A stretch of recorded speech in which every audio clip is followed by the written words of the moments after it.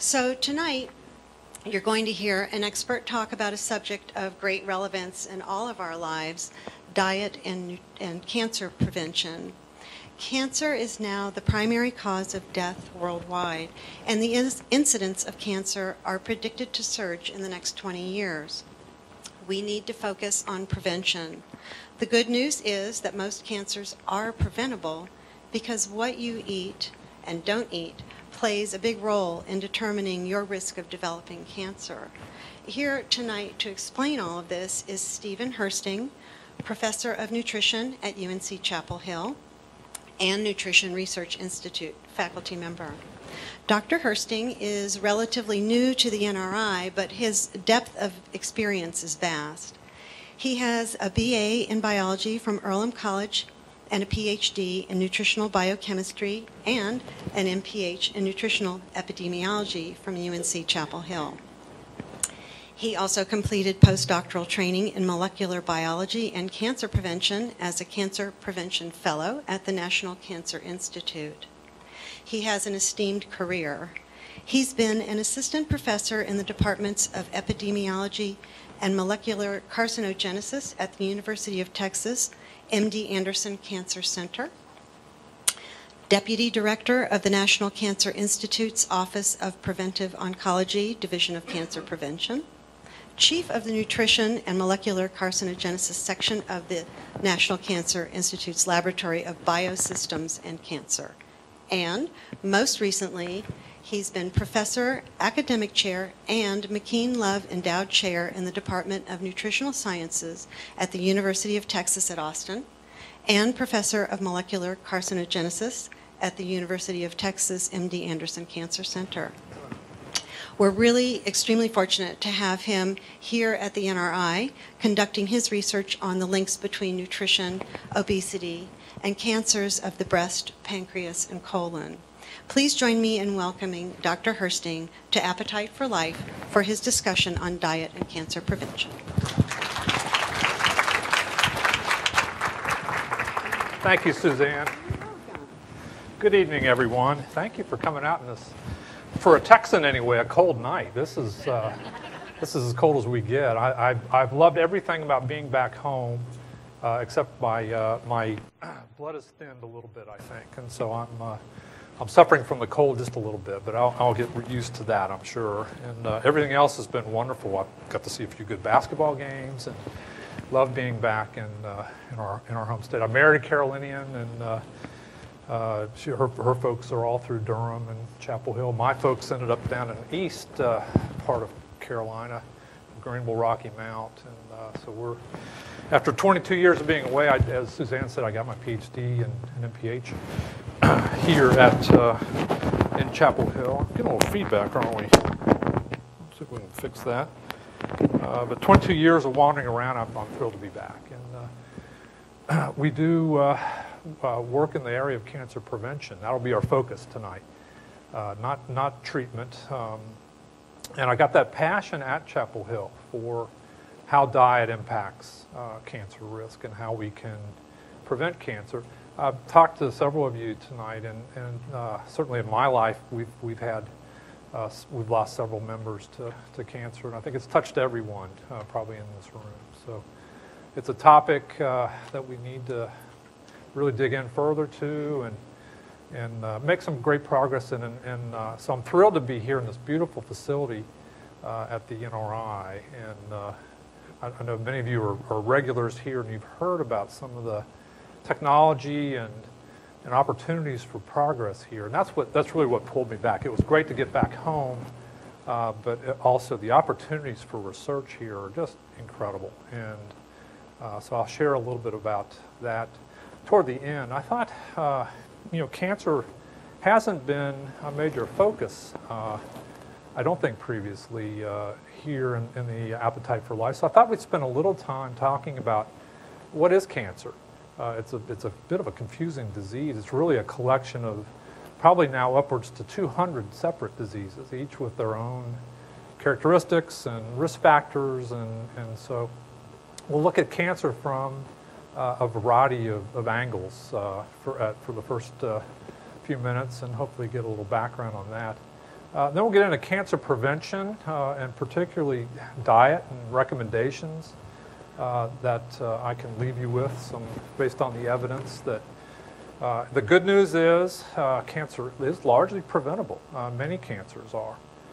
We're not doing a great job of that yet in this country, but we can do better, and I think there's some hints of how to do better. So we'll focus on, I know you've heard a lot about fruits and vegetables and the importance of that. Some wonderful work going on here at the NRI. We'll focus on that a little bit. Those are very good for cancer as well. But probably the biggest concern facing the cancer world is this obesity issue that we're dealing with. It's, I think if you asked most people in the cancer research field, maybe even a decade ago, how important obesity was, they said, well, it's a risk factor, but it's not a very important one, perhaps. Now it's emerged as really almost public health enemy number one.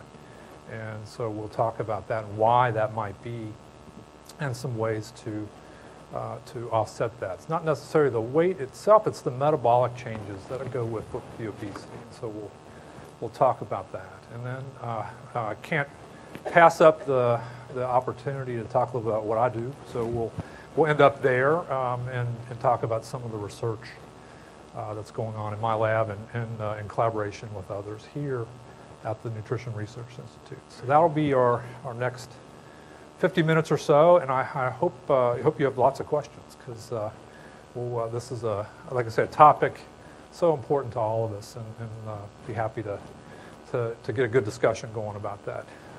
So what is cancer? Well, I always start with Webster's. That's still a habit I learned in probably grade school, and I can't get away from that. So what does Webster say? Well, it's a malignant tumor of potentially unlimited growth that expands locally by invasion and systemically by metastasis. So there's a few key words in there. Growth, it's a disease of sort of unregulated growth. And the other problem with it is that those words about invading and spreading. And so that's usually what is the fatal part of cancer, is the spread. If we can catch it early, keep it local, keep it small, it's really a controllable disease, and we'll talk a little bit about that. The problem is the propensity to spread, and then it really gets hard to treat. And nutrition can play a big role in keeping that from happening, keeping things smaller and local and slower growing. The American Cancer Society has a similar definition, but here we get into it's a group of diseases. There is, if someone were to ask, well, how do I prevent cancer? It's a bigger question than that, isn't it? You have to get into, well, what kind of cancer? What age are you talking about? What are the circumstances? And so it really is a group of diseases, again, characterized by uncontrolled growth. There's that word growth again, and spread. And unfortunately, if the spread is not controlled, that's the deadly part. And so that's the part we want to try to avoid and prevent. So what is cancer? When you think about cancer, you're really probably thinking about the tumor, the end stage of it. But really, we should think about it as a process. And the tumor that is so hard to deal with sometimes, it's really the final end stage of the process. It's a multi-step process. And that's good because this gives us many opportunities to intervene and interfere with that process along the way. And again, this is where diet can really have an impact along some of these steps along the way. People that work in particularly sort of this process part of cancer and understanding the early stages and middle stages talk about how this can take place over often 20, 30, 40 years. And so what often happens, you think about cancer largely as a disease of older age. Certainly the peak occurrences are in the 50s and 60s. But the process has probably been going on for many years before that. And again, the good news here is that we can stop it. We can interfere with that. It's not a night and day. You wake up one day and all of a sudden something happened and cancer's kind of out of control. It is a multi-stage process. I think a pointer won't help me there, but what What you see on the top is, again, if a cancer is local and it is not sort of aggressive, it's in that benign kind of state, it's a very controllable disease.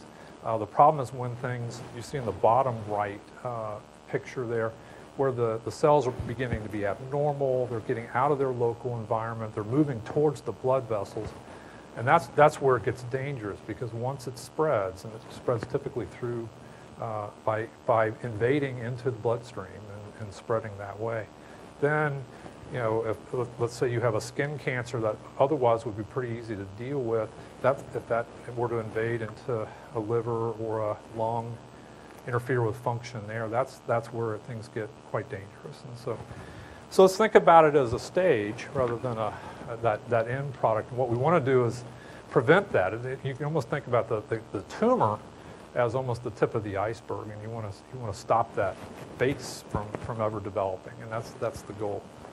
So it's a process. While we're on this topic of what is cancer, another angle to look at this is, as Suzanne said, it is a killer. It is the #1 cause of death worldwide. There are over 8.3 million cancer deaths occurred last year, and I think the numbers expected to only increase over time unless we can come up with some ways to prevent this. There are over 14 million new cancer cases. Again, that's forecast to rise to almost 25 million. That's staggering. Those numbers are just unbelievable. And of course, the impact on economy and other other aspects are huge as well. But just the sheer numbers are terrifying. And that number is supposed to go there by 2030 unless we can develop some new preventive strategies. And that's really what we're talking about tonight. Yes. Yes, these are these are cancer deaths. So cause of death diagnosed as cancer is 8.3 million, and so that's new cases. So those are that's the incidence, the diagnosed cases. Yes. In the United States, this is interesting to see what's changed over time. In the United States, cancer and heart disease are really pretty even now. Getting about a quarter of deaths in the United States are caused by either heart disease or cancer. You see in the red, that's the malignant neoplasia is cancer. This has changed a lot. Let's think back a little bit. Who could tell me what the #1 cause of death was 100 years ago? Anybody have thoughts on that? 1915. Farming equipment. That's probably was up on the list, right? It probably was. Infectious disease. And certainly, 1918, the big flu epidemic is the spike. But even without the epidemic, infectious disease was the major killer. We did not have antibiotics, and certainly refrigeration of foods and other aspects were contributing to that. Cancer really wasn't even on the list 100 years ago. Heart disease was there, pretty far down. How about 50 years ago? So 1965. What do you think? I was just getting going. But what was going on in the world there? Well, heart disease and cancer were #1 and 2 already. But heart disease by a huge margin, almost 60% of deaths were heart disease. And what happened there? Well, we figured out how to smoke very effectively. We diet started changing. The food industry started, really coming on. No more. The food that farm to table kind of changed in a big way through that period, and so heart disease really blew up. Now, what's happened now here, where we're seeing this really nice kind of steady decrease in heart disease. Well, smoking rates are down. We've gotten much better. These are causes of death, so we've gotten much better with cardiac care. A lot of people know CPR. A lot of people are taking baby aspirin, things of that sort, really having an impact. And so the prediction is by the end of this year, cancer will overtake heart disease as the #1 killer in the United States. And we're seeing a kind of a steady decline of heart disease. We're seeing some decline. It's not all bad news here. We are seeing some progress with cancer. But right now, you'd have to say cancer is becoming, the public health enemy #1. The lifetime risk is a scary number, 1 in 4. So the odds that you may develop cancer are 1 in 4. Again, without, I don't mean to be too scary because there are some things that you can do to really change those odds, and we'll talk about those. But that's where we are right now without those. So this sort of reflects that change that occurred. This is an actual, I love this picture. They do look happy because they're eating, I don't think it's because they're eating lard. This was actually an ad in a magazine out of England in the 1940s. It was the Lard Information Council put this out. So that it reflects sort of this, the food industry really taking off. And but you got to admit they do look happy. That is true.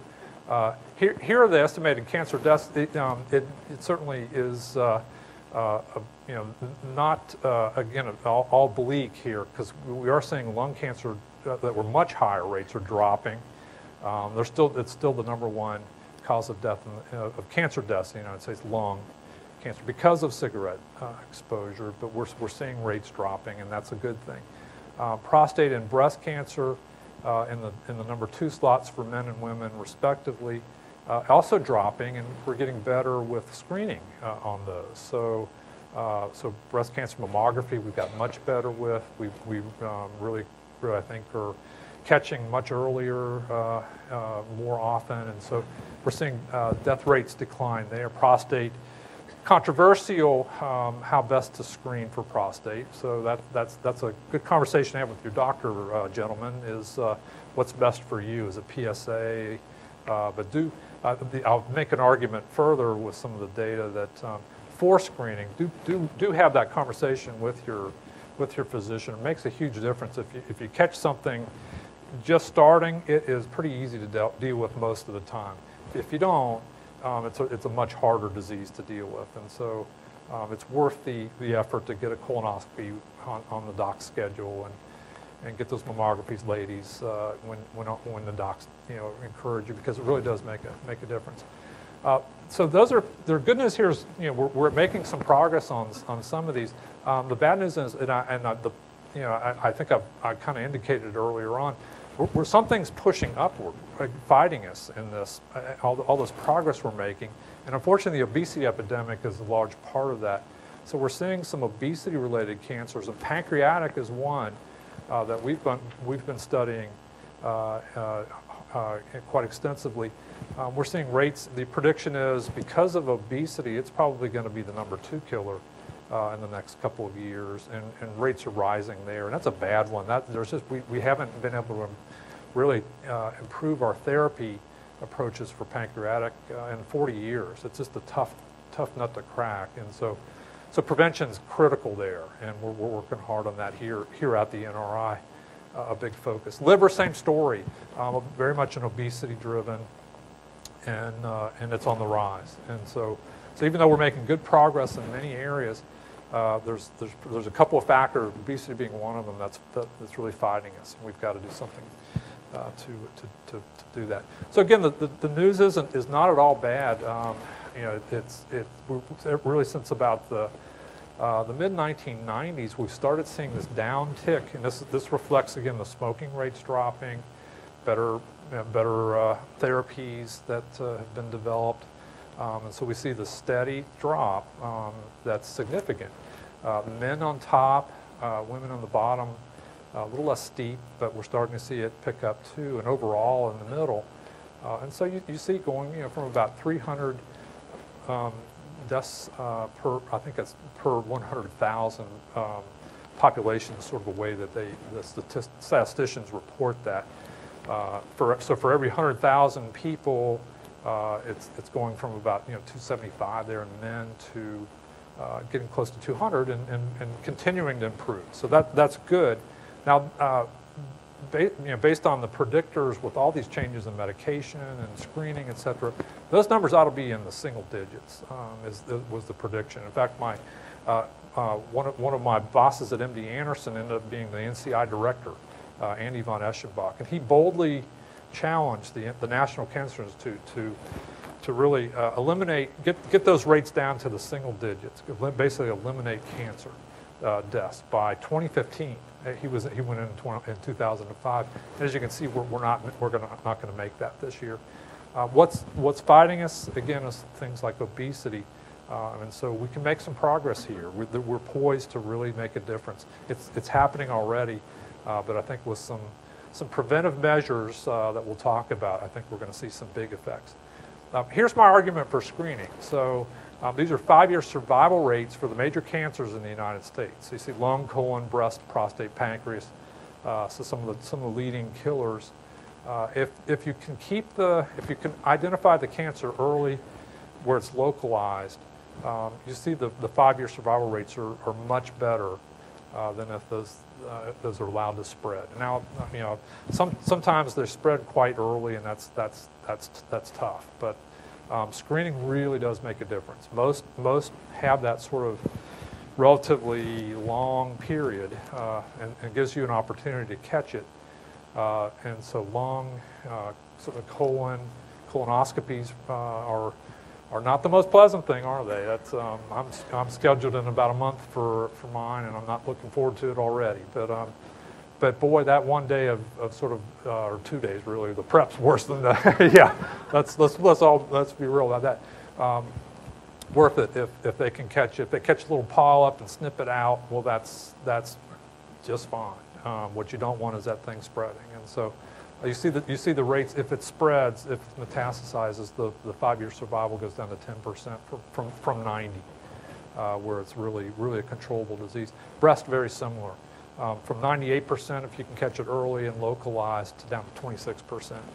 And again, this varies. There are at least 7 now types of breast cancer that we talk about, so it varies by the type. But overall, the picture's clear if we can catch it early. Prostate, look at that, 100% controllable if you catch it early. Down to 1 in 3 are still alive at 5 years if it's spread, and that's good. Pancreas is the sad one there. It's 10%, even if you catch it early. And that's a problem. We don't have good screening methods for it. This is my argument in grants that this is why we have to learn how to prevent this disease, because it's almost impossible to catch. Usually people catch it because it's impacting the pancreas so much that blood sugar gets out of control. So people come in and think they have diabetes, but by the time it's affecting that side of the pancreas, most of the pancreatic tumors in this country occur on the other side, the sort of digestive side of the pancreas.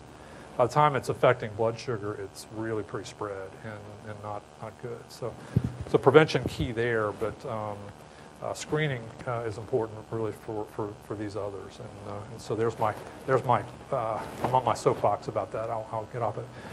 One or two more things to talk about, sort of from perspectives of what is cancer. It's expensive. In the U.S., the latest data I have on this is from the American Cancer Society a few years ago. Cancer treatment costs $104 billion, and it's about 5% of our healthcare budget. Last I checked, healthcare was not getting any less expensive, and cancer is taking a bigger chunk of it. And so one can expect that's probably closer to maybe 10% the next time they run these numbers in a year or so. And that's for treatment, and of course the morbidity aspects, just the cost of being out of work, or all just the costs, kind of indirectly associated with having cancer, another $180 billion. So it's a big drain on our healthcare budget. Worldwide, look at those numbers: $850 billion for treatment. This is an expensive disease to treat, for sure.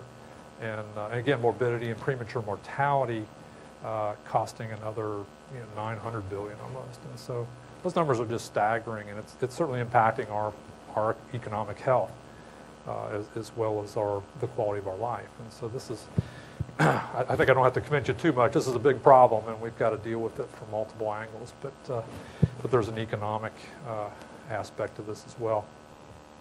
I think this is my final perspective, and this is more from the biological perspective. This is a complex disease, and so by the time it is a full-blown tumor, if you're wondering why is it so hard to treat, why can't you just go in and you find out what to treat it with, and it'll just respond?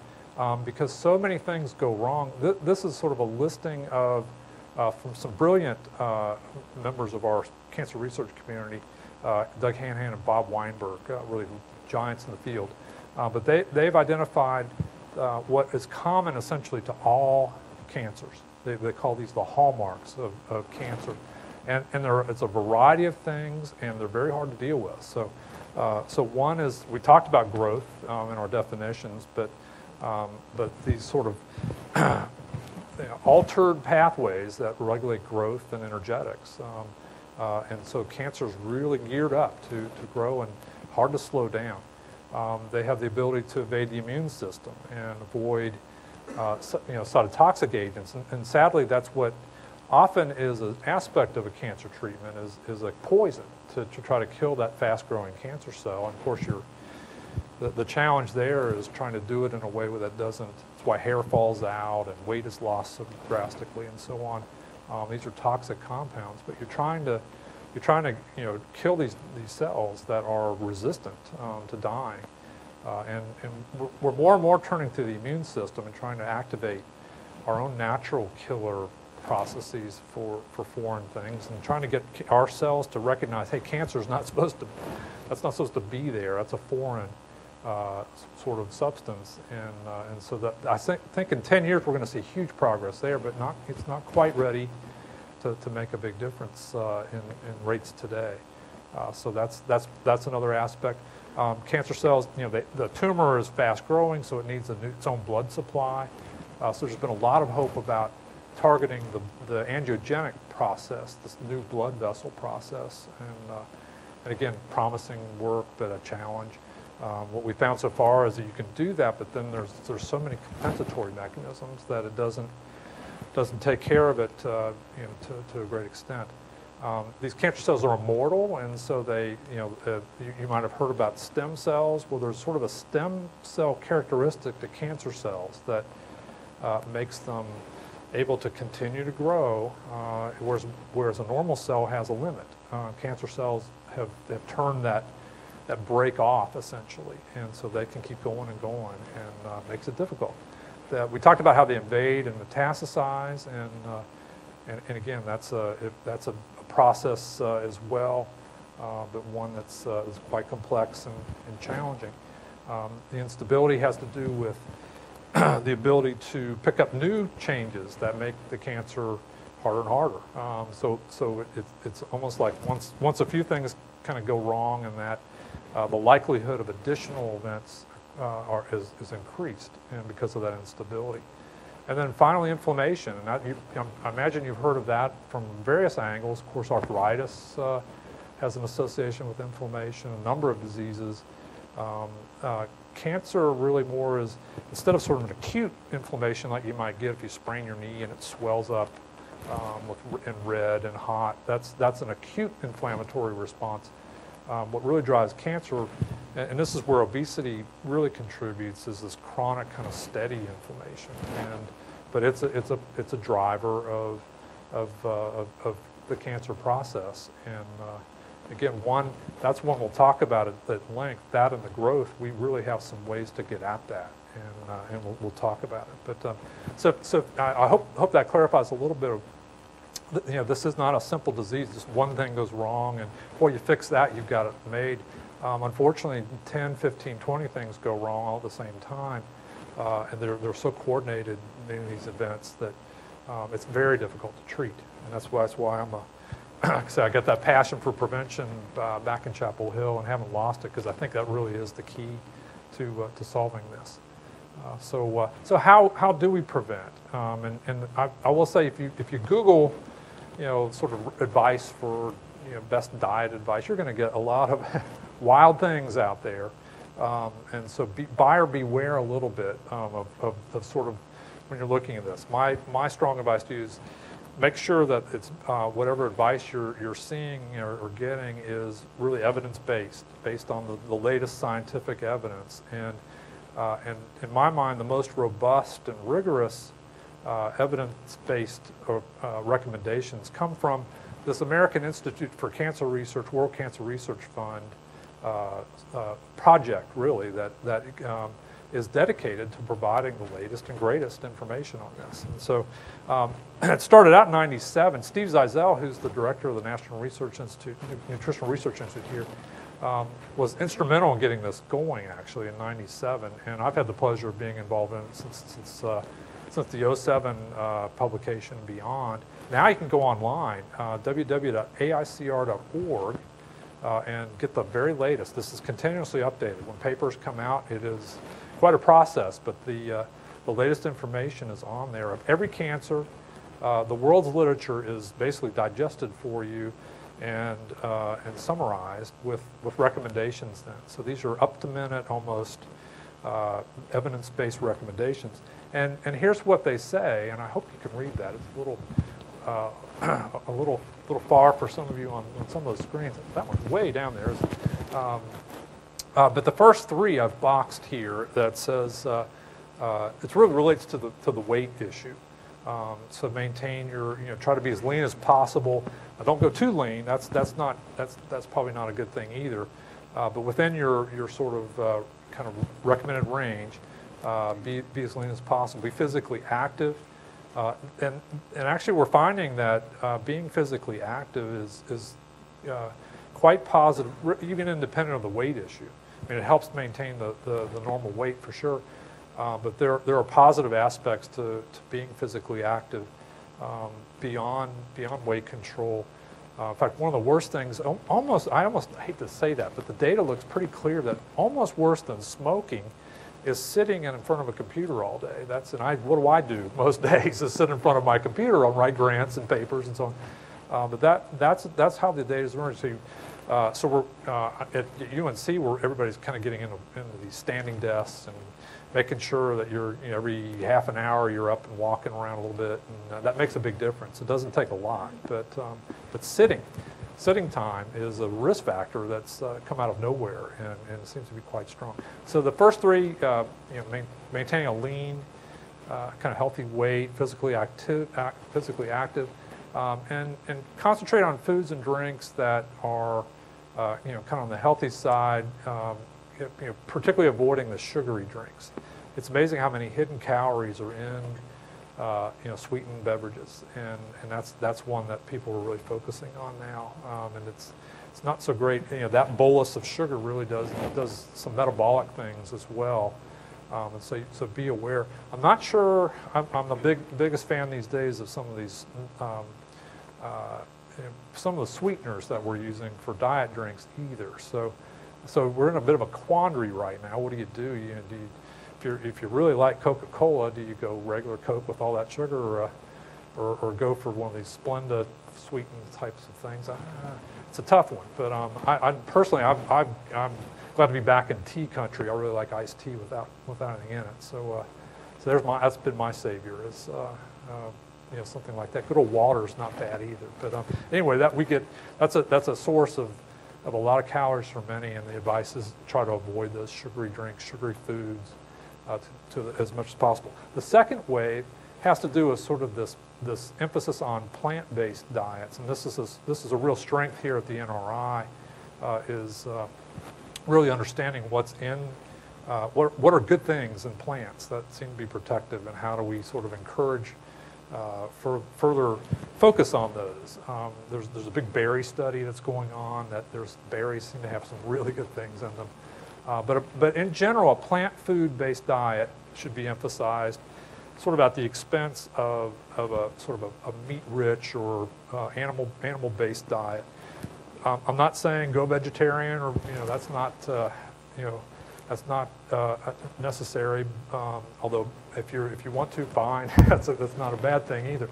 But emphasize the plant side over the animal side is really what I'm encouraging.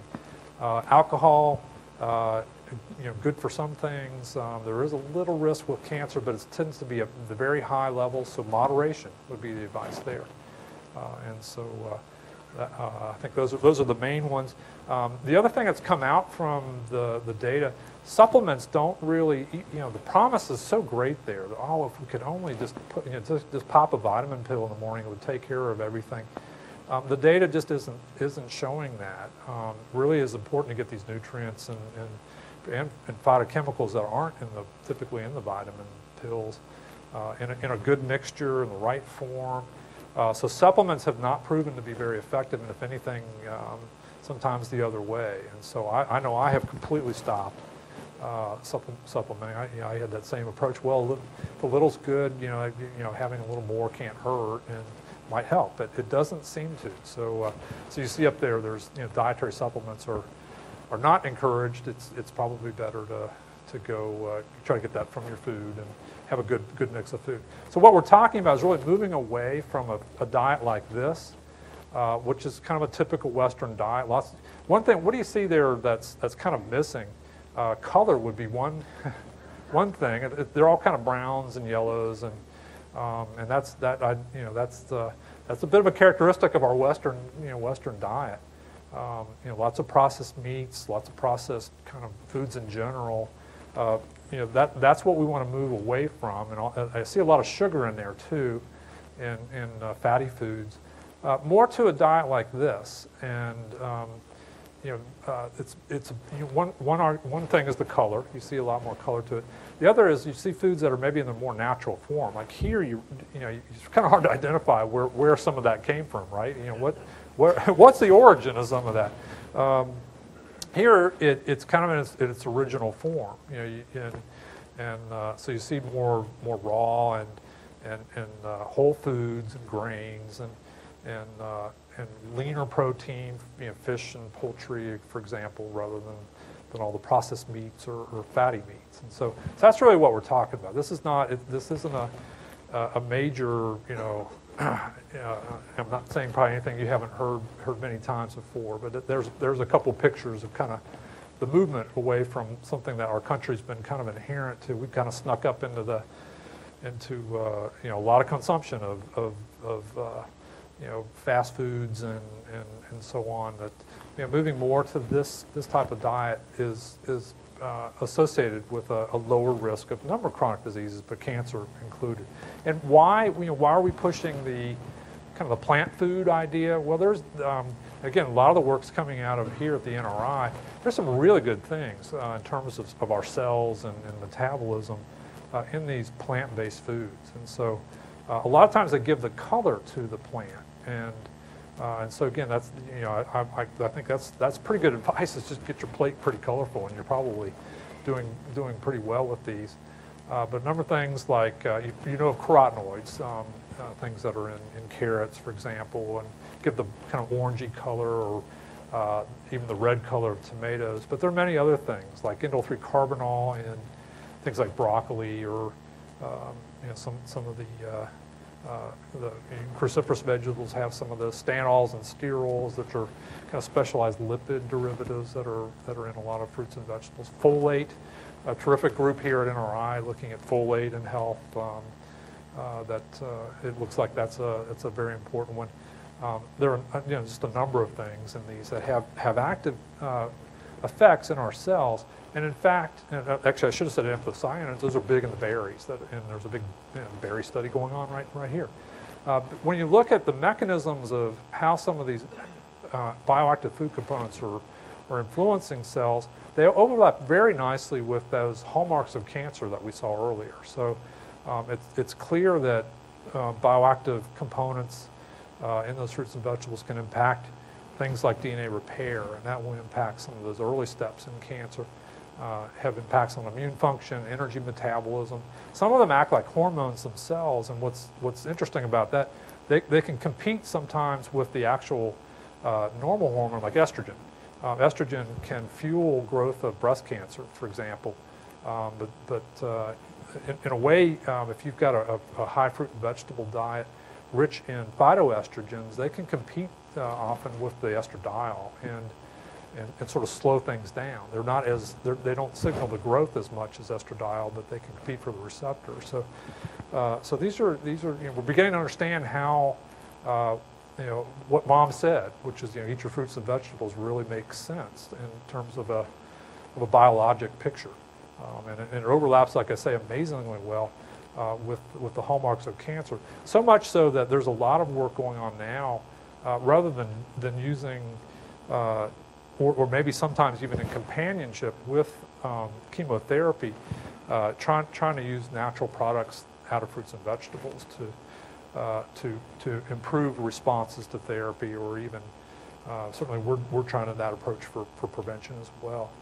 Can we tackle some of these things that go awry with using some of these bioactive food components is the question. So there's good things in there, so keep eating them. Here's, as I said, to me, the number one challenge facing us. And this is from The Economist, this cartoon from about 10 years ago, and it said the shape of things to come. And as we know, this is unfortunately the increasing of the shape of thing today. I noticed that they've got a soft drink in the far end there, and that's not the whole problem certainly, but that's probably at least this artist thought it was contributing, and that some of the data suggests that it's certainly in the picture. But as we know, you can't pick up a newspaper or magazine or hear a morning show or anything without some discussion about this epidemic of obesity that we're facing. So I was born in 1958. So the first number up there on that bar graph is 1962. So when I was born, it was the rate of obesity in the country was about 12%, and today it's about 36%. So it's tripled in my lifetime, and our genes haven't changed. We haven't mutated that fast. So it's that would take generations for any kind of genetic driver to occur. So there's clearly something in our lifestyle that's occurred, maybe some environmental contributions. But nonetheless, this is what we're dealing with, is the latest numbers. The Journal of American Medical Association every 2 years updates the picture of the U.S. in terms of this epidemic. They've been doing that for about 10 years now, and so we see the steady rise. In the last one, which came out last fall, almost 7 out of 10 U.S. adults are considered overweight or obese based on a fairly crude measure. It's body mass index. You can calculate that. It's a body mass index of it's your weight basically over your height squared. Anything over 25 is considered overweight. Anything over 30 is considered obese. So we have 7 out of 10 in the overweight category in our adult population, and knocking up towards 40%, 36% in the last look of our adults are obese, and a very alarming. This used to be quite low, but now there's almost 7% of our adult population is in this extreme obese category, greater than 40. And that's a very dangerous metabolic state to be in with that extreme obesity. So this is a problem that's it's been evolving 30 or 40 years at least, but we're experiencing it, and the health effects are quite concerning. We've known about some of the health effects of obesity for many years. Cancer is the latecomer to this story, but this obese phenotype really is associated with a state of metabolic change. In fact, we've even, since I was in grad school, we've got a new disease classification even for this constellation of characteristics. They call it metabolic syndrome. It's actually a disease characterization or category. And it includes insulin resistance or hyperglycemia, changes in lipid profiles, particularly hypertriglyceridemia, waist circumference is increased, and hypertension. Those are the 4 classic components of what's termed metabolic syndrome, and that's been linked to a number of diseases, certainly diabetes, cardiovascular disease, stroke, many others.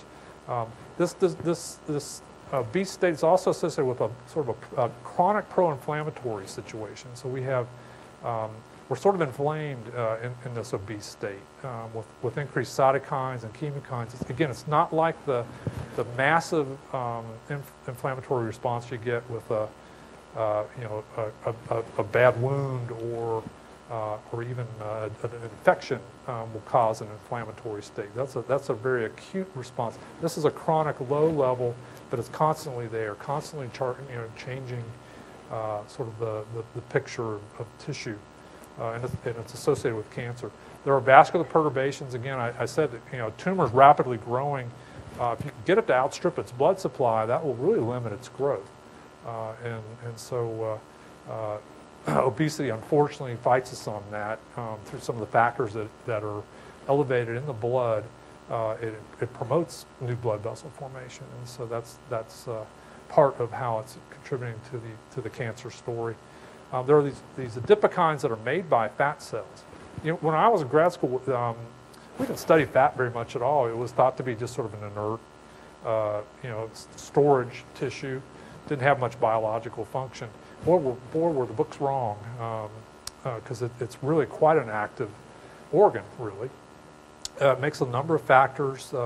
They call them adipokines because they're produced by adipocytes, but things like leptin, adiponectin, even some of the inflammatory factors are actually made by the fat cells. And so more fat, larger fat mass, more of these factors, and some of these are pro-cancer, they're growth promoting and inflammatory promoting, and so that's part of the story. And then elevated, we mentioned insulin resistance and the glucose story. There's a molecule that goes hand in hand with glucose that has been near and dear to me. I've studied it since grad school, but it's called insulin-like growth factor 1. It's really a partner in crime with insulin, but in term whereas insulin is quite heavily involved in glucose uptake and maintaining control of blood glucose. This IGF-1 seems to be more of a growth driver. It's more of the growth side of the insulin story, and it's elevated with obesity, and that's better.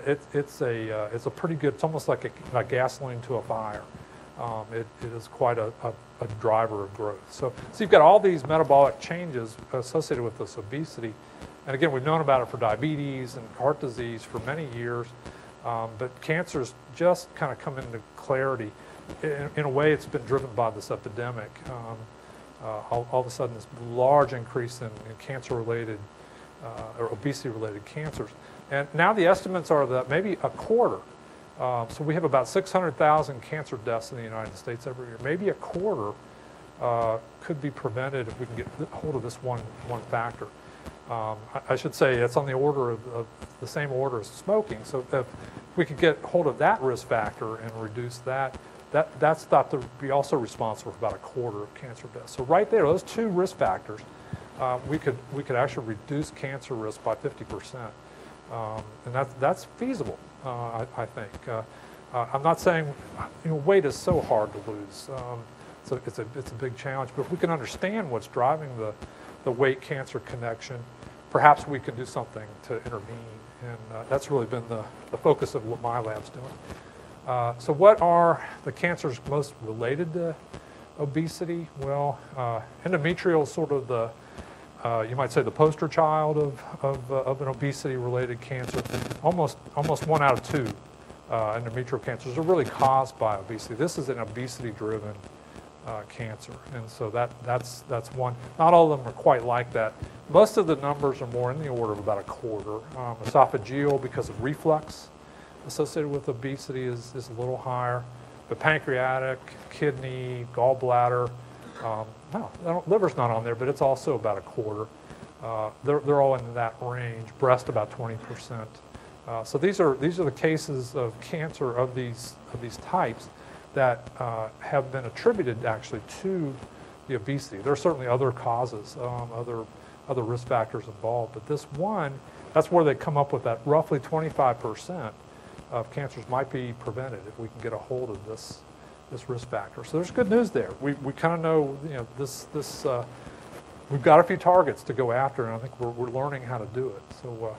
So I'll talk more about that. This has been interesting to me. Just last fall, the folks that treat cancer, the clinical oncologists. So if you develop let's say your family doc detects a tumor, you'll probably be referred to a clinical oncologist for your treatment plan. And so these are folks that focus completely on treating the cancer, but just this fall they have come to recognize how big a problem, how much of their day is spent dealing with obesity-related cancers, and how much of a problem this has become.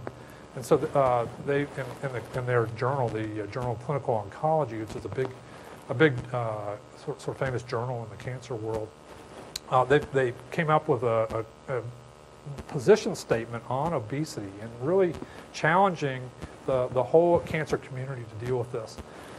they're saying that obesity is a central challenge in cancer prevention and care, and it has emerged as the leading preventable cause of cancer in the United States. So there we go. Again, it's past smoking, although pretty comparable to it as a preventable cause of cancer that perhaps we can get a handle on. It can increase recurrence.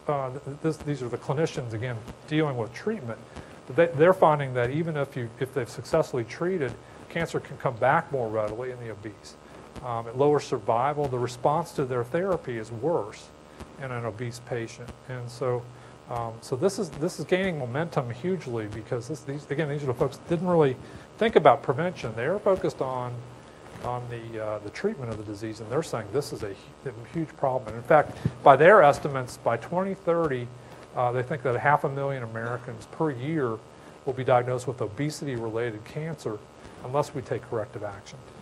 And again, it's unreasonable to expect everyone to normalize their weight in that period. It's just so challenging.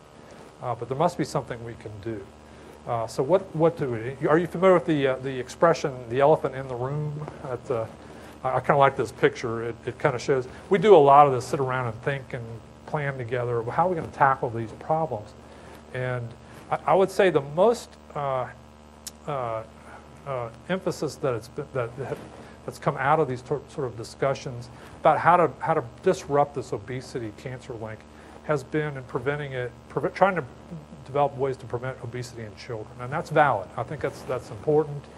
Already we're at 17% of our kids under 20 years old are obese, and so that's predicting a very big problem still to go. And so I think rightfully so, there's been a big emphasis. But here's where the elephant in the room comes in. We've already got 720 million Americans, people, not just in the U.S., but worldwide, 720 million currently obese.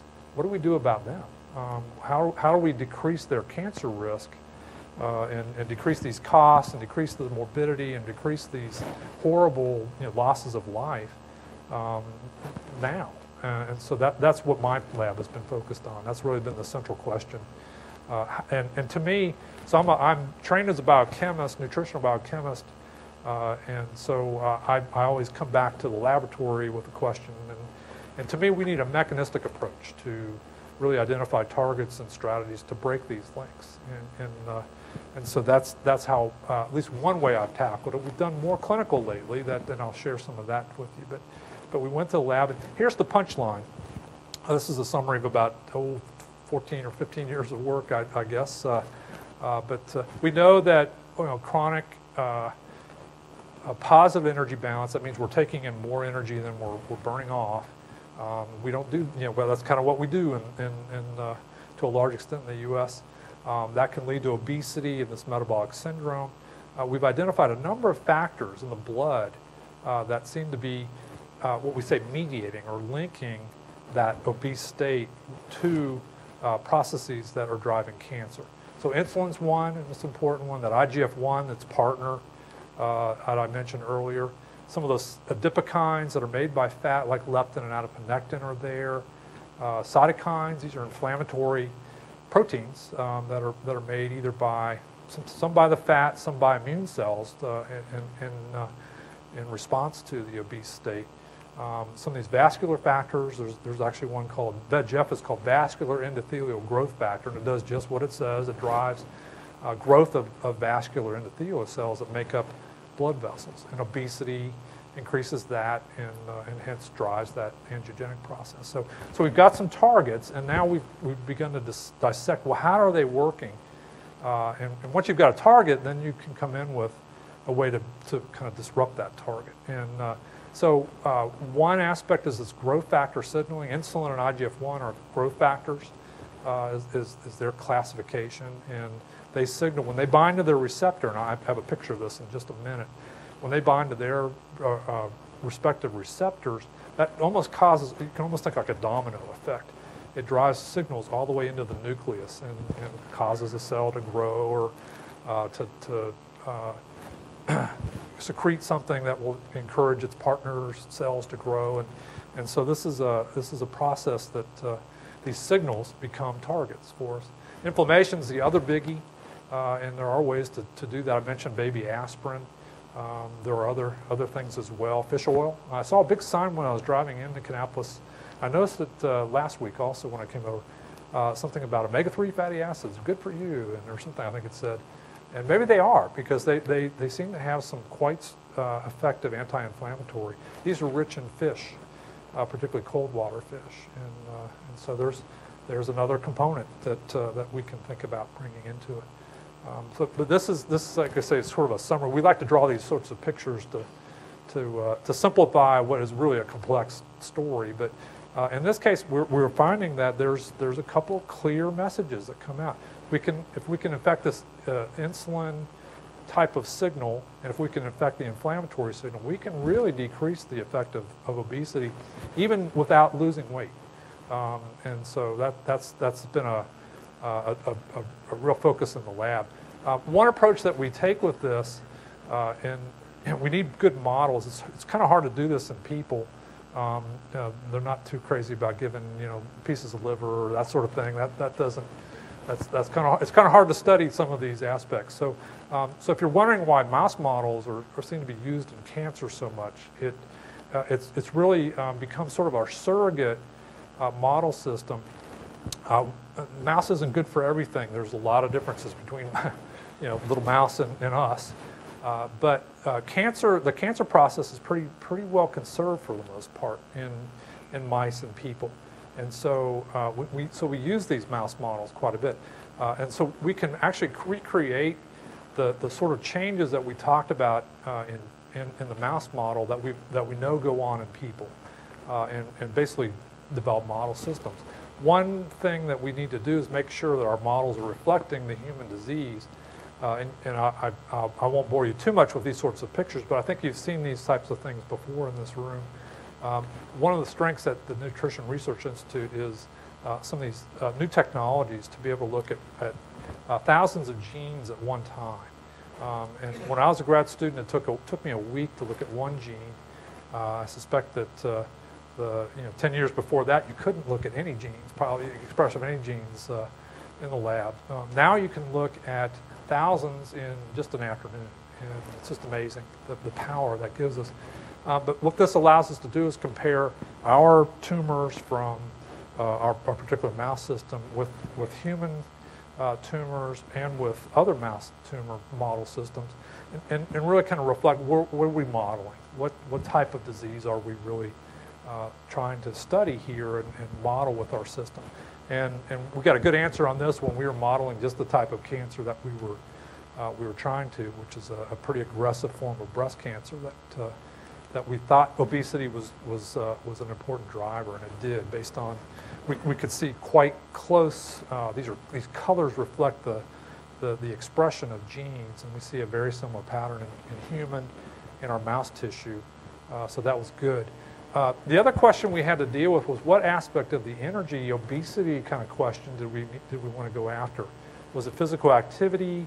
Was it the type of food that's taken in?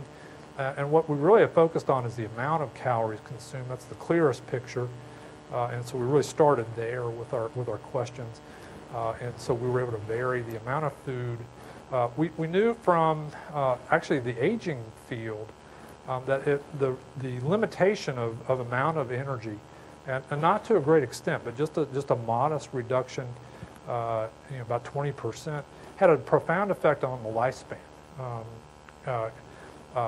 Organisms across the board seem to live much longer under these conditions. Just a modest reduction in energy.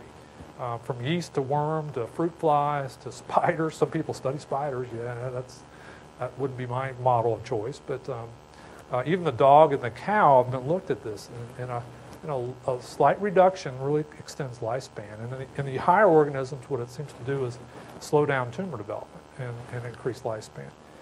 In fact, there have even been monkey studies that have looked at this. You may have seen some of this. Some of these make the news every once in a while.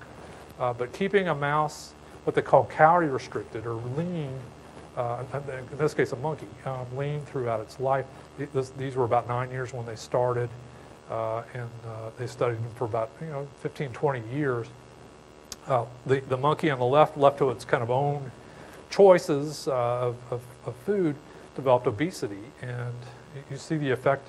Again, these folks were studying aging, and they were particularly struck by how the characteristics of aging are reflected in the monkey. You see sort of that, a graying fur, sort of the dropped face, and sort of the central adiposity there. And the diseases of aging are quite evident in these monkeys, including some cancer that develop over that period of time. Interestingly, if you restrict, again, pretty modestly, these monkeys are a healthy weight. They're just not allowed to overeat and develop that sort of adult onset obesity that is so common. When you do that, they had no diabetes, they had no cancer, their kidneys were functioning incredibly. They even look younger from the pictures. They had about 80 monkeys in their study, and remarkable comparability of the sort of this young handsome monkeys that were kind of maintaining their youth in a way. So some of their aging hypotheses I think were holding, but I was struck by the fact that zero cancer and zero diabetes developed in these leaner monkeys. What about people? It's a little harder to study. There's certainly, we can look at associations in people, and certainly we see those kinds of associations, that staying leaner, lower cancer rates. There's a strong literature on that. People tend to not want to do calorie restriction very much, so there have been a few studies that look like they're seeing the same thing that one sees. Here's one study that I was at the NCI doing my postdoc when this study was initiated. In fact, I had a choice. I almost went and worked on that monkey study. I ended up going to the National Cancer Institute for my training instead. I'm glad I did. That worked out just fine. But I kept in touch with them. I've actually done a little marker work for them over the years, and so over that same period, you see the ravages of aging starting to take effect. And I'm speaking about 2 weeks or 3 weeks after the holiday break. So I fear I've really moved towards the control group after the holidays. I got to get back to the gym and so on. But this is certainly a relevant process, isn't it? That for all of us, we're all at various stages along this path, and so an important one, I think, to study.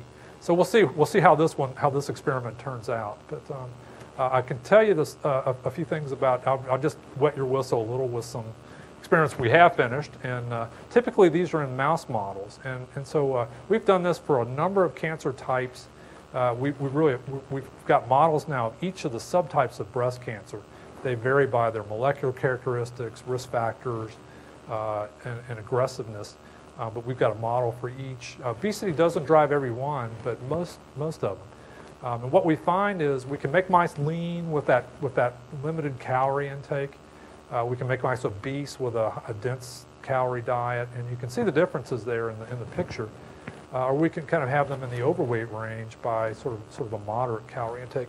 And we ask the question, well, can we model some of these factors like IGF-1 and insulin, or leptin and adiponectin and inflammatory factors, and can we connect those to the cancer development that occurs in these animals? So we can engineer in actually cancer susceptibility in the mice, and that gives us great power, genetic power to study this process. And what we find consistently is when we keep the mice lean, we keep that IGF-1 level low, insulin under control, the leptin low because there's not much adipose tissue. Interestingly, adiponectin's made by the adipose also, but it's high when we're lean. It's almost, these two work opposite the other, and so it seems to be sending signals that, hey, we're nice lean, we've got healthy fat here, is kind of what the signal is. And when those are there, so a lot of people are looking at the leptin-adiponectin ratio as a marker, an important marker of sort of fat inflammation and fat health, adipose tissue health. When we see that spectrum, low IGF and insulin, low leptin, tumors don't grow very well at all. We've seen that in now across multiple systems. That really is a anti-cancer sort of picture. If in the obese state, however, when IGF's high and insulin's high and that's sort of out of control in terms of glucose regulation, leptin's very high, this is an inflamed state, tumors grow quite well and fast under these conditions. So we're kind of modeling that situation that we thought maybe was going on in the human. And in the overweight group, where everything's intermediate in these markers, tumor is also intermediate. So it seems to hold. And as again, we've seen this in colon, prostate, pancreas, a number of model types in addition to breast. So one thing again with the mouse that we can do, and again, I'm just giving you a little indication of some of the approaches we take.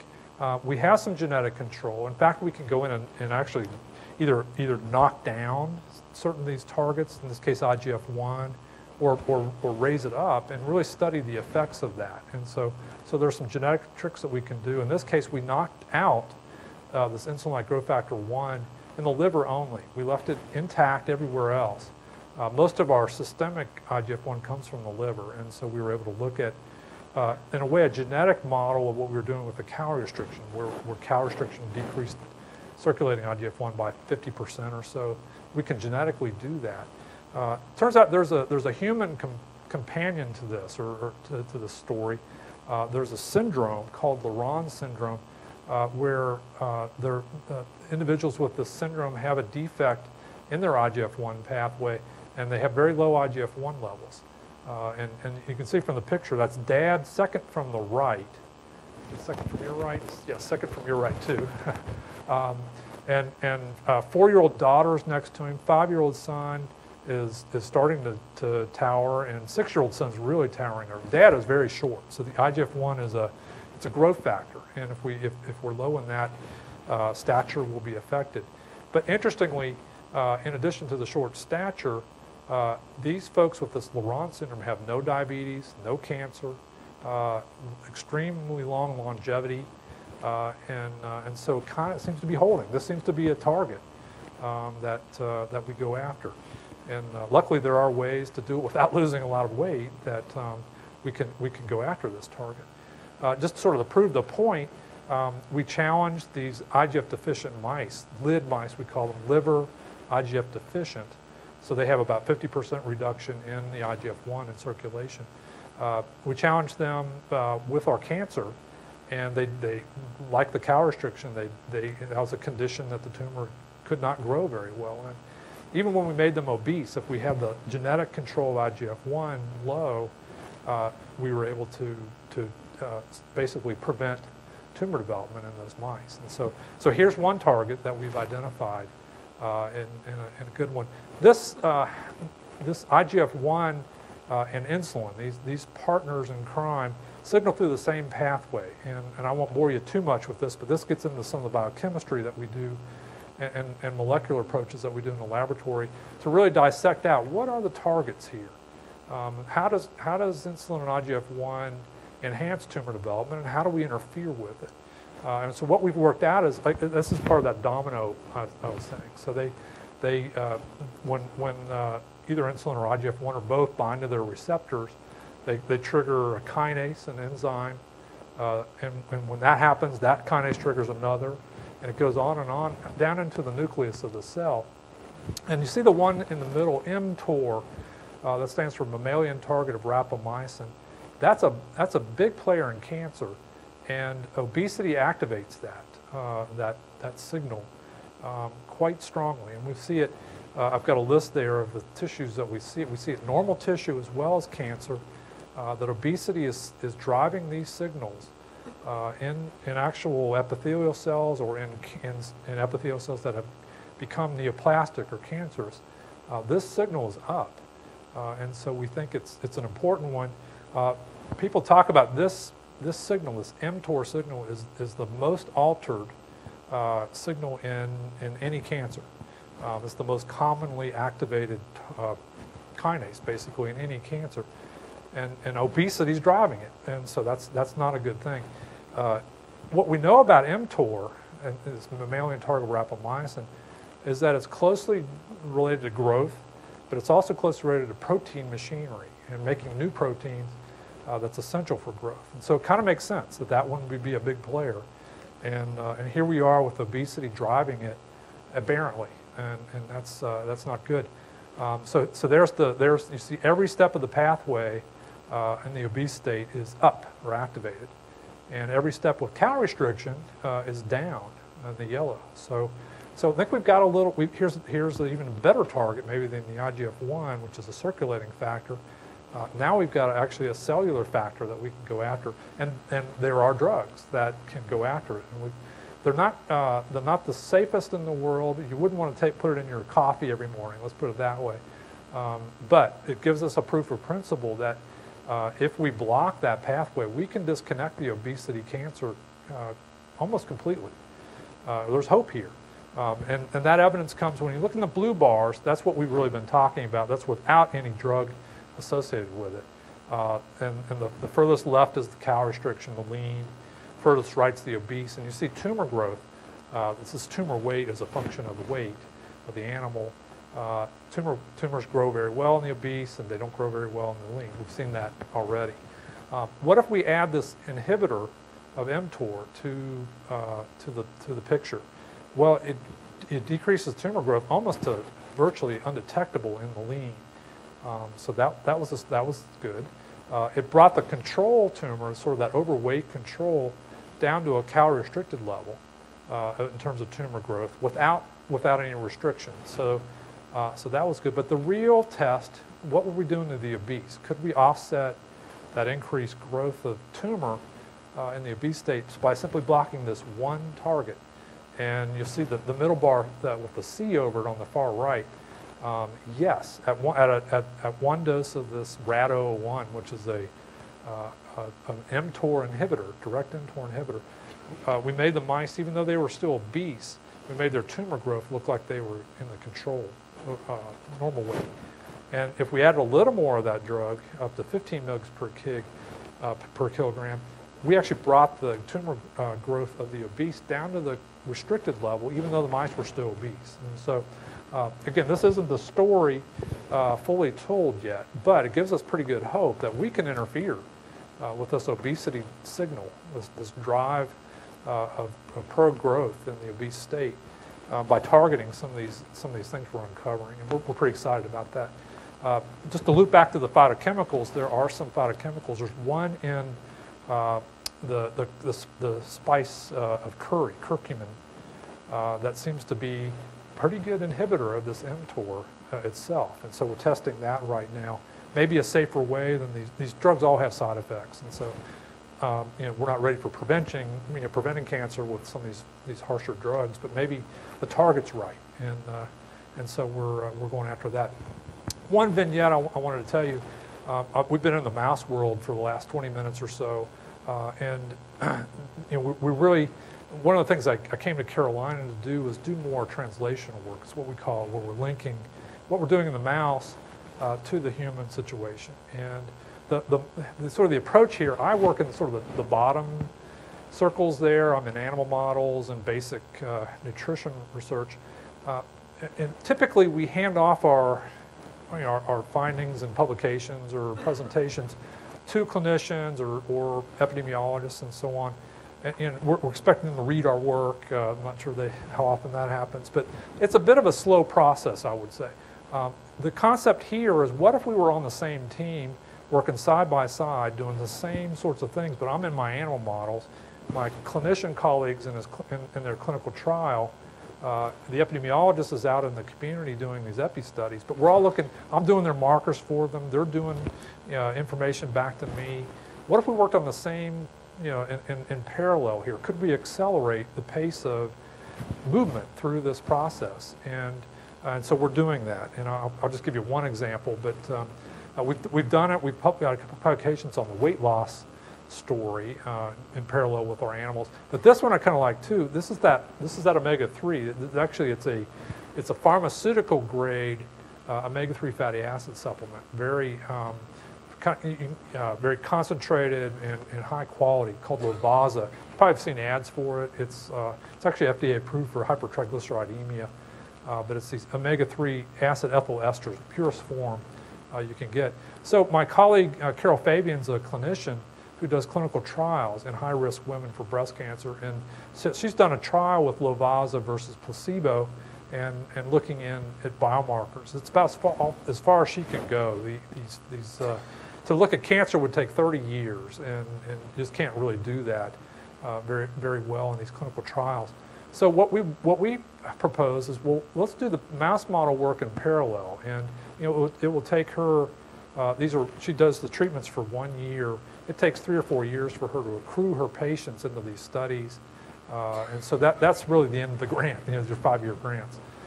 But in that period, I can do 6 or 8 animal studies and really get ahead of the trial, get all the biomarkers worked out, and so all we need to happen is for our mouse biomarkers to align with the human.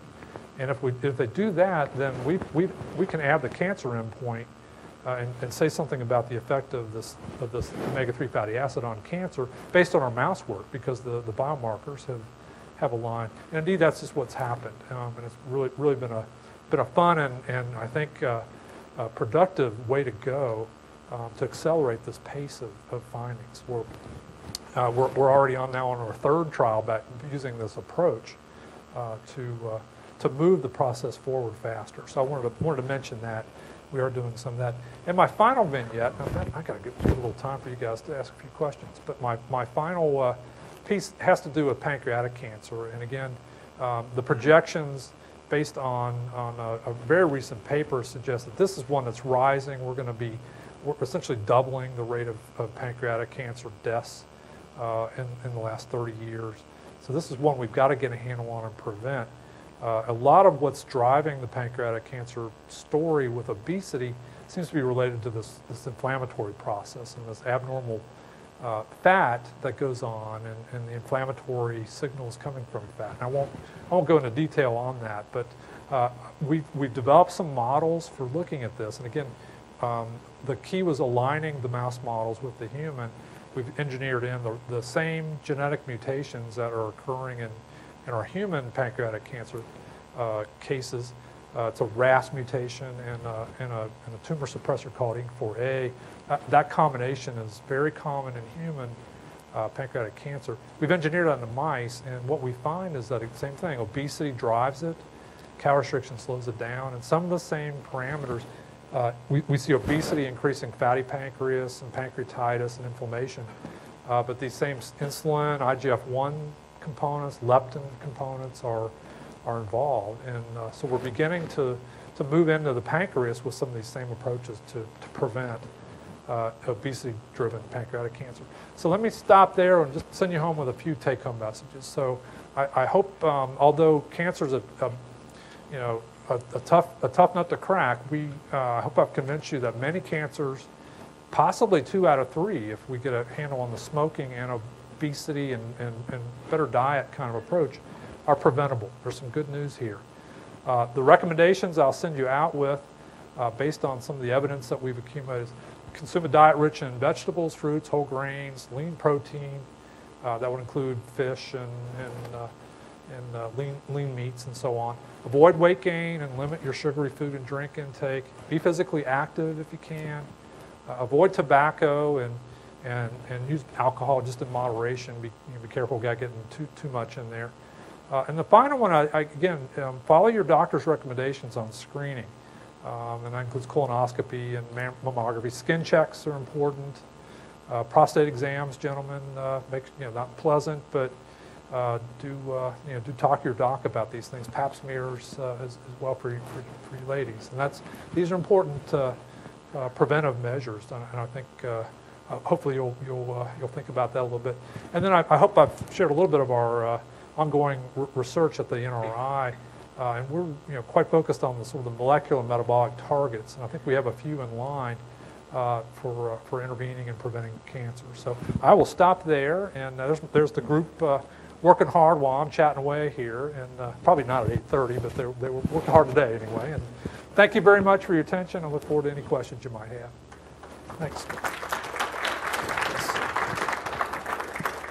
Okay, right here and then back there. Go ahead. It's an indication of a lot of information and studies and things you learn on reducing tumor growth in obese candidates, whether they be people or whatever. Yes.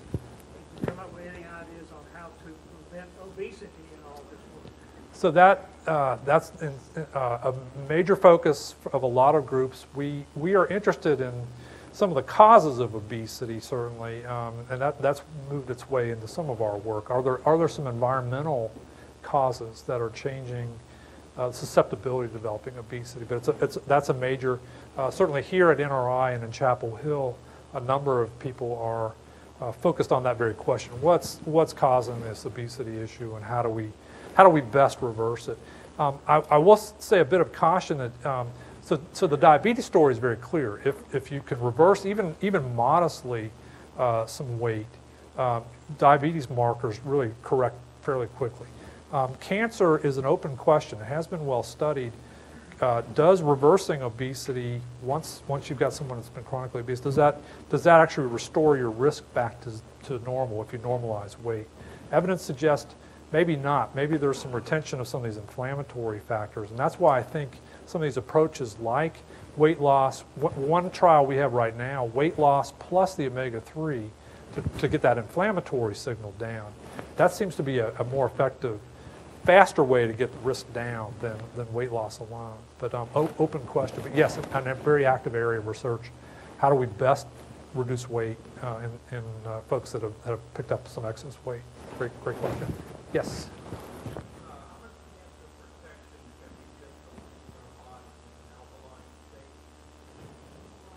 So the question is, how much protection can we get in terms of cancer by keeping the body in an alkaline state? Too early to say. I do think that there's, so that has to do with pH and there is a sort of a metabolic shift that occurs with cancer cells that go to a more acidic sort of side. It just hasn't been well studied yet. I guess is the answer there. And I know of at least 3 groups that are taking that on in a big way right now.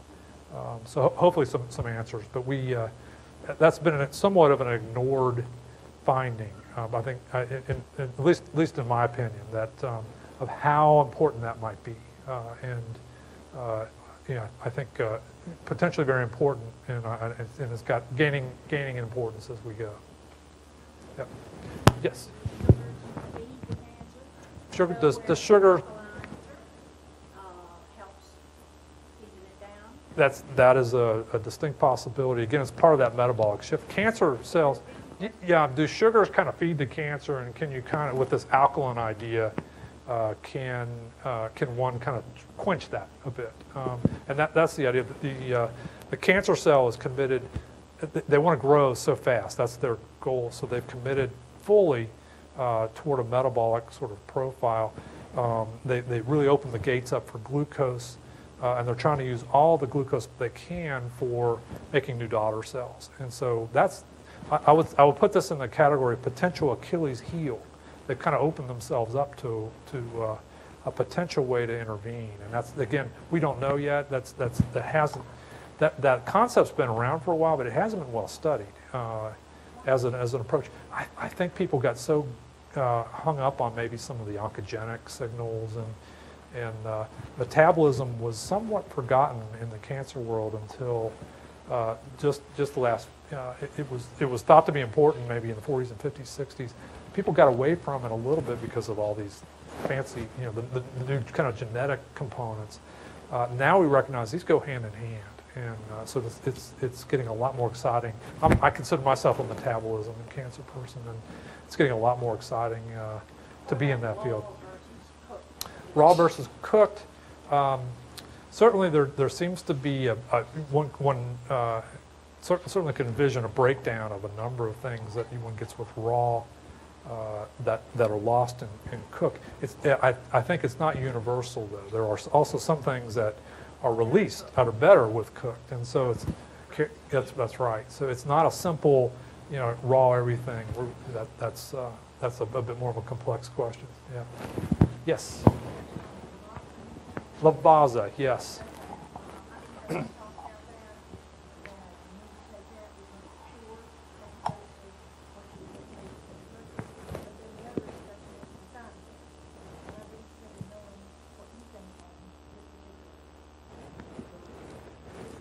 Yeah, and it's expensive, so that's the other issue with it. We used it because we wanted to, get a sort of a concentrated form in, and we wanted to be able to do it in parallel with mice, and so that allowed us to do it by having a pharmaceutical grade material to work with, we were able to do that. I'm not so convinced. We're actually testing now, kind of going back to it.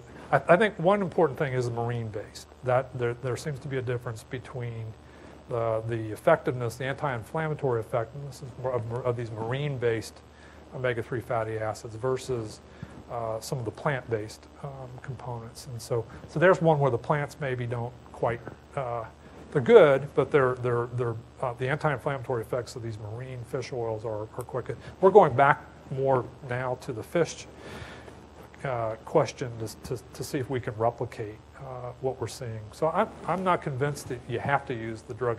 It was a good kind of proof of principle, I think, for us. But you're right. There's probably more these GI kind of related issues with that pure high concentrated form. That hopefully we'll see that the going back to the fish will do the job as well. Yeah. Yes.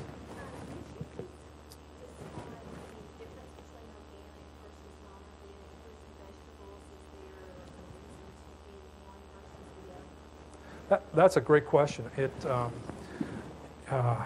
I'm by no means the expert on this, but I will say I have been convinced to invest more heavily in the organic of late, in part because I don't know that there's anything necessarily inherently nutrient-wise increased with organic. I think the organic farmers just take better care of their plants. I think that's what I've kind of come to. And no pesticides, and that's the other aspect of it. That's the other aspect of it. But from a nutrition quality, I was thinking that but certainly there's a soil quality and potentially the sustainability aspects. I've become more sensitive to that. So again, this is out of my sweet spot in terms of, but that at least personally, I'm moving towards that understanding as well. Yeah, they're more expensive, unfortunately. That can be a challenge. Yes. I got a question. The mice that y'all use. Yes. How do y'all get them fat? Y'all give them shots, or do they eat more? No, they eat more. They're eating a junk food diet essentially. They are fat and happy, but that we bump up the caloric density of their food basically, and so they get more fat and sugar is the way we do that. Yes. How much of what you're talking about is actually reaching the clinical oncology? Well, I think maybe even a couple of years ago I would have said that's a tough crowd to convince, and try. I go to ASCO, which is their meeting, the American Society of Clinical Oncology, and we've convinced them to have symposia on some of these related topics. But how much got through was a little unclear. And now I'm very pleased that they've addressed it as their #1 issue this year. Like many things, it has to do a lot with the personality of the people involved, and so the current ASCO chair. Clinical oncology chair is just passionate about this, and he's been convinced by our data and others that this is important and is driving it forward. But they're there now, and that's good. This position statement was a big deal. I've had colleagues. I've been working on this for 20 plus years, and I've had colleagues that saw that ASCO statement about obesity being important. I said, hey, did you know obesity was important for cancer? I said, oh, really? And they've heard me present probably 8 or 9 times. But that's the impact that this had. These are the folks that are leading the treatment side, and they're saying this is a huge problem that we've got to address. And now people are. It's made I think a major impact on some of the directions NIH is taking and others. So I think we're there. It took a while, but we're there with the clinical folks. Yes, right here. 2 questions. The first one's probably simpler than the second. What is the current state over the last decade of funding for the kind of work you do? Over the last decade, it was increasing, but unfortunately, funding from federal sources has lost ground almost now a decade. Really, it's been at least 8 years that we've seen a downturn, and it's what's frustrating, I think, to the scientific community is that we are so ready to make huge impact. We've got the tools, and at a time when we're really poised, more so than ever in terms of progress.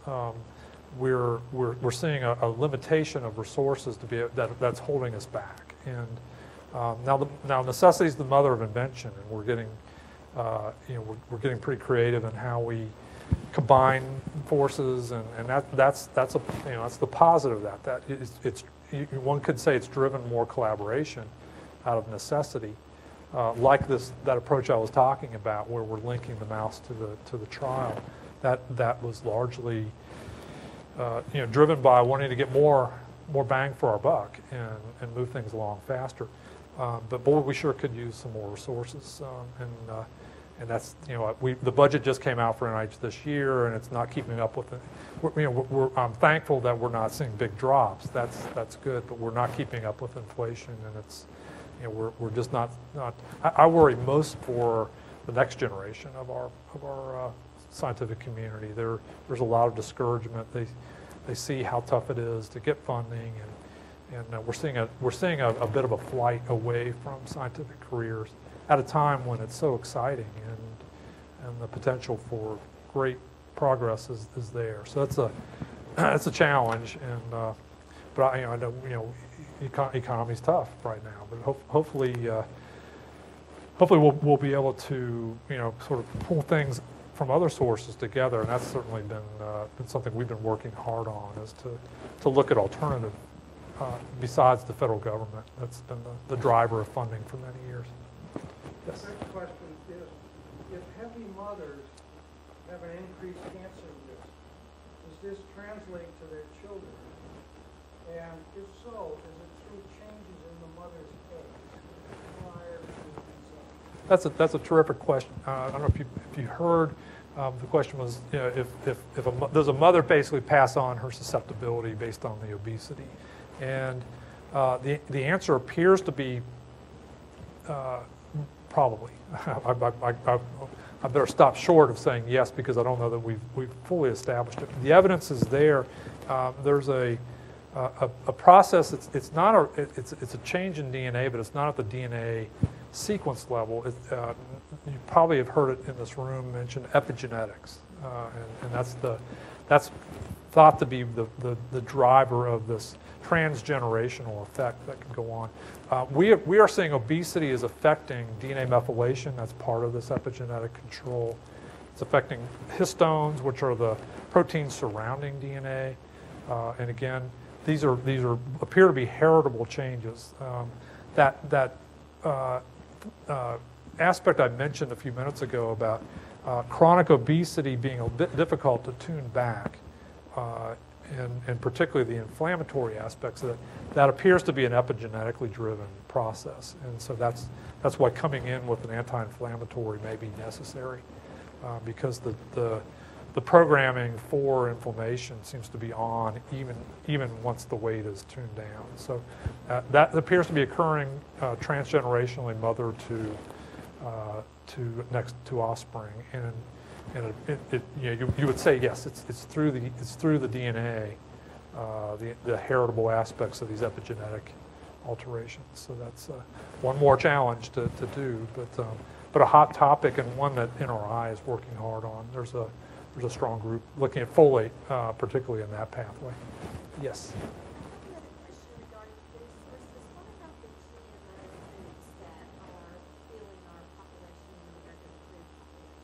Genetically modified organisms, and so again, out of my, I'm not a food scientist, and so it's a little bit out of my realm. Colleagues that I hear that are in, I mean, there are certainly concerns about getting sort of things wrong with some of that. Again, I think of some of the initial work, like the flavor saver tomato. The idea was that changing the genetics to improve the stability, shelf stability of tomatoes, for example. That, that was sort of just in a way an accelerated version of Gregor Mendel's approach. Breeding to get a characteristic that you want. That didn't strike me as terribly. I think of that because that was kind of popping up in grad school postdoc days. Yeah, we got to wrap up. There are some other things that are more aggressively modified. Those maybe concern me, but I better save that one for someone who's working in that. Thank you, though. Final question, right over here.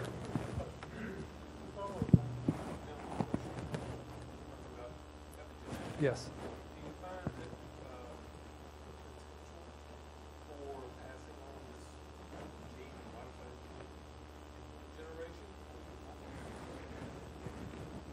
That so the epigenetic change, is it possible that could be multi-generational, and it's possible. I will say one hopeful thing about the epigenetic side of gene regulation is that that's very diet responsive, and so although some of these aspects may be heritable, it may be that with prudent dietary changes. And a lot of people are looking at, for example, what they call methyl donor diets, enriched in things like folate, vitamin B12, to try to sort of normalize some of that epigenetic reprogramming. The hopeful aspect of this is that it is probably even more responsive to dietary normalization, if you will, than say gene expression at the DNA and kind of promoter level. And so that's the hopeful note on this. A lot of people are very interested in the epigenetic as it's evolved, because diet seems to be somewhat the answer for correcting some of these epigenetic changes. So it's a good, hopeful place to stop. Thank you for the question, and thank you very much for your attention and questions. I appreciate it.